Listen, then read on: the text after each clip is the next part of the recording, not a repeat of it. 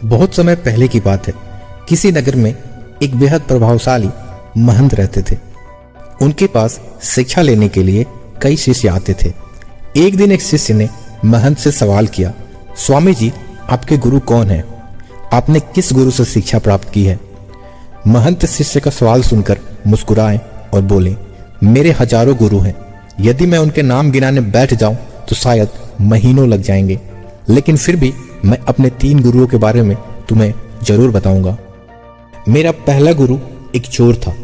एक बार मैं रास्ता भटक गया था और जब दूर किसी गांव में पहुंचा तो वहां बहुत देर हो गई थी।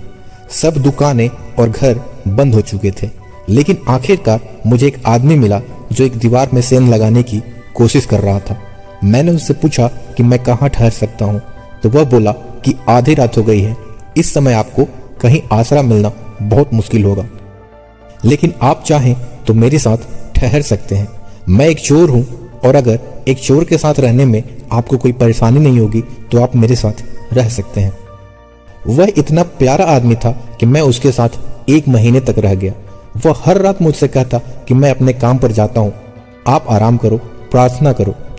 जब वह काम से आता तो मैं उससे पूछता कि कुछ मिला तुम्हें, तो वह कहता कि आज तो कुछ नहीं मिला, पर अगर भगवान ने चाहा तो जल्द ही जरूर कुछ मिलेगा।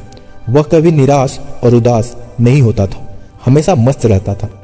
जब मुझे ध्यान करते हुए सालों साल बीत गए थे और कुछ भी नहीं हो रहा था, तो कई बार ऐसे क्षण आते थे कि मैं बिल्कुल हताश और निराश होकर साधना वतना छोड़ देने की ठान लेता था। और तब अचानक मुझे उस चोर की याद आती है जो रोज कहता था कि भगवान ने चाहा तो जल्द ही जरूर कुछ मिलेगा। और मेरा दूसरा गुरु एक कुत्ता था। एक बहुत गर्मी वाले दिन में मैं बहुत प्यासा था और पानी की तलाश में घूम रहा था कि एक कुत्ता दौड़ता हुआ आया। वह भी बहुत प्यासा था। पास ही एक नदी थी। उस कुत्ते ने आगे जाकर नदी में झांका तो उसे एक और कुत्ता पानी में नजर आया जो उसकी अपनी परछाई थी। कुत्ता उसे देख बहुत डर गया। वह परछाई को देखकर भौंकता और पीछे हट जाता, लेकिन बहुत प्यास लगने के कारण वह वापस पानी के पास लौट आता। अंत में अपने डर के बावजूद वह नदी में कूद पड़ा और उसके कूदते ही वह परछाई भी गायब हो गई। उस कुत्ते के इस साहस को देखते हुए मुझे एक बहुत बड़ी सीख मिल गई कि अपने डर के बावजूद भी व्यक्ति को छलांग लगा लेनी होती है। सफलता उसे ही मिलती है जो व्यक्ति डर का साहस से मुकाबला करता है।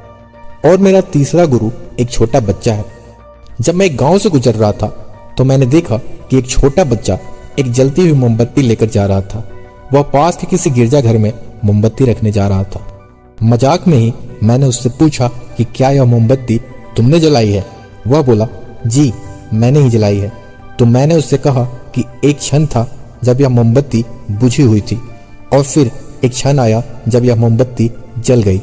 तो क्या तुम मुझे वह स्रोत दिखा सकते हो जहां से वह ज्योति आई? वह बच्चा हंसा और मोमबत्ती को फूंक मारकर बुझाते हुए बोला, अब आपने ज्योति को जाते हुए देखा, वह कहाँ गई आप ही मुझे बताइए। मेरा अहंकार चकनाचूर हो गया और उस क्षण मुझे अपने ही मूर्खता का एहसास हुआ। तब से मैंने कोरे ज्ञान से हाथ धो लिए। शिष्य होने का अर्थ क्या है? शिष्य होने का अर्थ है पूरे अस्तित्व के प्रति खुले होना, हर समय हर ओर से सीखने को तैयार रहना। जीवन का हर क्षण हमें कुछ न कुछ सीखने का मौका देता है। हमें जीवन में हमेशा एक शिष्य बनकर अच्छी बातों को सीखते रहना चाहिए। यह जीवन हमें आए दिन किसी न किसी रूप में किसी गुरु से मिलाता रहता है। यह हम पर निर्भर करता है कि क्या हम उस महंत की तरह एक शिष्य बनकर उस गुरु से मिलने वाली शिक्षा को ग्रहण कर पा रहे हैं या नहीं। तो दोस्तों, आपको ये कहानी कैसी लगी हमें कमेंट करके जरूर बताएं।